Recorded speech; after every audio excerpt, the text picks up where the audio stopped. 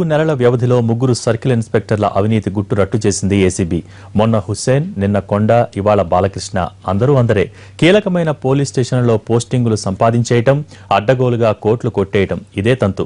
కాకి ఉద్యోగం నుంచి రియల్ వ్యాపారం వరకు అవినీతి కోటలనే నిర్మించుకున్నారు.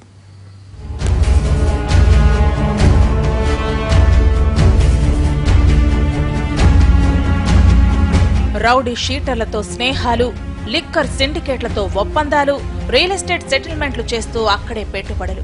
ఇది విశాఖపట్నం పోలీసు ఠాణాల్లో పరిస్థితి. అసాంఘిక శక్తుల పీచమణచాల్సిన వాళ్లే అక్రమ సంపాదన కోసం వాళ్లతో చేతులు కలిపి కోట్లకు పడగలెత్తుతున్నారు. అవినీతికి అలవాటు పడ్డ వాళ్లు విశాఖపట్నంలో పోస్టింగ్ అంటే చాలా ఇంట్రెస్ట్ చూపిస్తున్నారు.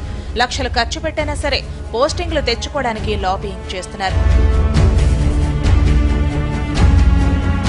రియల్ ఎస్టేట్, లిక్కర్ లాబీలతో విశాఖ పోలీసులకు చాలా సన్నిహిత సంబంధాలున్నాయి. రౌడీ షీటర్ల తాట తీయాల్సిన పోలీసులే వారితో చట్టాపట్టాలేసుకుని తిరుగుతున్నారు. క్రైమ్ ఇన్వెస్టిగేషన్ లో ఆరితేరిన అధికారులు కూడా అక్రమ డబ్బుల కోసం కక్కుర్తి పడుతున్నారు.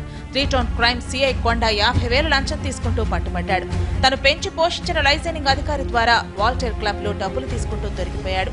అప్పటి వరకు సీఐ కొండ పెద్ద అవినీతి అనకొండ అన్న విషయం చాలా మందికి తెలియదు. మరో ఏడాదిలో రిటైర్ అవుతారనగా ఏసీబీతో పేడీలు వేయించుకున్నారు. ఇప్పుడు సీఐ బాలకృష్ణ కేసులోనూ ఓ రౌడీ షీటర్ మధ్యవర్తిగా వ్యవహరిస్తున్నట్టు ఏసీబీ ఆధారాలు సేకరించింది. 1992లో రిజర్వ్ ఇన్స్పెక్టర్ గా పోలీస్ శాఖలో చేరిన బాలకృష్ణ 2002లో లా అండ్ ఆర్డర్ విభాగానికి వచ్చాడు. ఎలమంచలి, పిఎం పాలెం, 4th టౌన్లో సీఐగా విధులు నిర్వహించాడు. పనిచేసింది 3 స్టేషన్లే అయినా కూడబెట్టింది మాత్రం 20 కోట్లు పైగానే.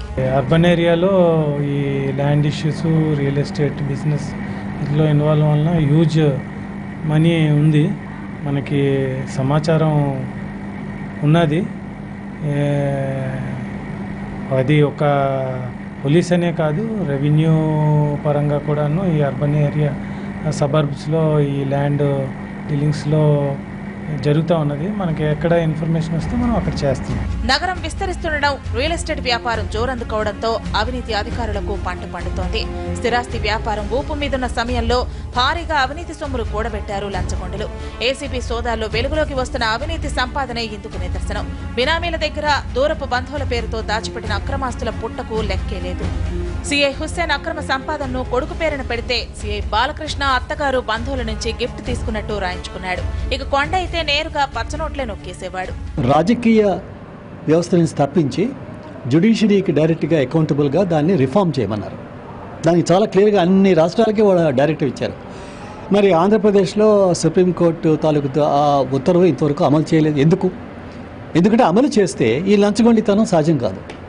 ఒక సుప్రీంకోర్టు లాంటి పెద్ద కోర్టు, అటువంటి ఒక పెద్ద కోర్టు మనకి ఒక డైరెక్షన్ ఇస్తే ఎందువల్ల ఆంధ్రప్రదేశ్ గవర్నమెంట్ తటపటాయిస్తోంది? బయటపడింది కొందరే. విశాఖ మహానగరం పరిధిలో ఇంకెన్ని అవినీతి జలగలున్నాయో.